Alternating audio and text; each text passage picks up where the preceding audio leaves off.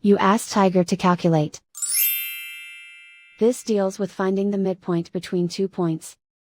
The midpoint between the 2 points is 28.52. Let's solve it step by step. Plot the 2 points and calculate the midpoint using the formula. The coordinates of point 1 are, x1 equals -12, y1 equals 92. The coordinates of point 2 are, x2 equals 69, y2 equals -88.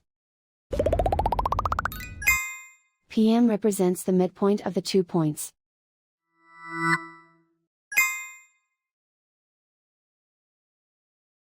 Use the x values in the midpoint formula to find the midpoints x. x1 equals -12. x2 equals 69. Simplify the arithmetic.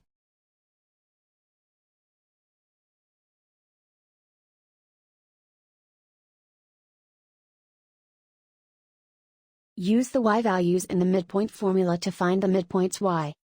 y1 equals 92. y2 equals -88.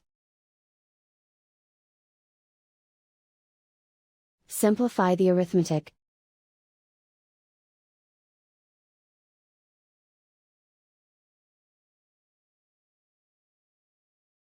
And so, the midpoint is 28.52.